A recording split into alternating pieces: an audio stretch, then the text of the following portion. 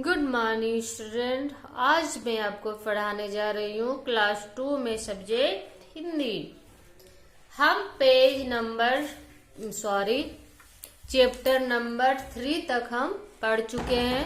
पढ़ने के साथ साथ हम उसका प्रश्न उत्तर भी बना चुके हैं। तो बच्चों, आज हम पढ़ना शुरू करेंगे चैप्टर नंबर 4। अगर चैप्टर नंबर 3 तक में आपको कोई दिक्कत हो तो आप उसे फोन करके उसको सॉल्व करवा सकते हैं। चलिए अब हम पढ़ना शुरू करते हैं चैप्टर 4, जिसका शीर्षक है चप्पलों की मरम्मत। ग्रीष्म ऋतु, ग्रीष्म अर्थात गर्मी का दिन था, जैसे कि अभी का समय चल रहा है। राघव की परीक्षाएं समाप्त हो चुकी थी। ग्रीष्म अवकाश का समय था, नहीं गर्मी का छुट्टी का समय था। पुस्तकें तो पुरानी हो चुकी थी। स्कूल खुलने पर नई पुस्तकें बस्ते में आ बैठेगी। तब तक खेलने कूदने के अलावा कोई कार्य न था। परंतु खेलने कूदने में भी तो दूसरे साथी की आवश्यकता होती है। अब यह भी आवश्यक नहीं कि दूसरा साथी मिले ही या पूरे दिन भर साथ रहे।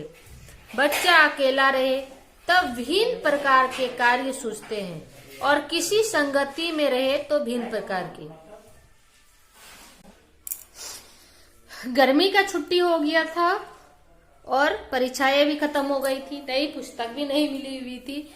तो क्या है ना कि बच्चों को खेलने कूदने के अलावा कुछ भी काम नहीं रहता है। लेकिन खेलने के लिए भी एक दूसरे दोस्त की जरूरत होती है, और ये जरूरी थोड़ी है कि दोस्त मिले तो वो दिन भर काम कर तुम्हारे साथ रहेगा।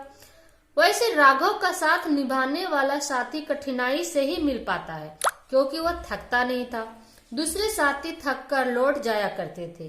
ग्रीष्मावकाश के दिनों में सबसे गंभीर बात यह थी कि परिजन दोपहर को सोए रहते थे। यही हाल पूरे मोहल्ले का था। अब खेलो तो किसके साथ, सो वह हर घर में ही उलट पुलट करता रहता था। गर्मी की छुट्टी थी, राघव के पास कोई काम नहीं था। गर्मी के समय में सब सो जाते थे, और लेकिन वो नहीं सो पाता था। वो घर में ही इधर उधर उलट पुलट कुछ कुछ करते रहता था। वो बोर होते रहता था। तब हम आगे देखते हैं उसके बाद वो क्या करता है। एक दिन शाम के समय जब वो पिता के साथ बाजार से लौट रहा था, उसने तांगे में जुड़ने वाले एक घोड़े को नाल चढ़ाया जाना देख लिया। राघव ने यह दृश्य देखकर पिता से पूछा कि ये लोग घोड़े को गिराकर उसके पैरों में क्या ठोक रहे हैं। तब पिता ने बताया कि लोहे की नाल ठोक रहे हैं। नाल लगी होने पर घोड़े के खुरों की हानि नहीं पहुंच पाती और ना वे खींच पाते हैं, क्योंकि घोड़े का कार्य दौड़ना है, तो स्वाभाविक है कि उसके खुर बचाने ही होंगे। इसलिए उसके खुरों पर नाल चढ़ाई जाती है। जिस तरह हम अपने पैरों को बचाने के लिए हम चप्पल पहनते हैं, उसी तरह घोड़े को एक लोहे का नाल, यानी कि गोल गोल जैसा कि यहाँ पे आपको बुक में दिखाया गया, इस तरह का गोल रहता है, एक चप्पल की तरह उसके खुर में उसको फिक्स कर दिया जाता है, ताकि उसके खुर घिसे नहीं, क्योंकि इन लोग का काम चलना और दौड़ना ही रहता है।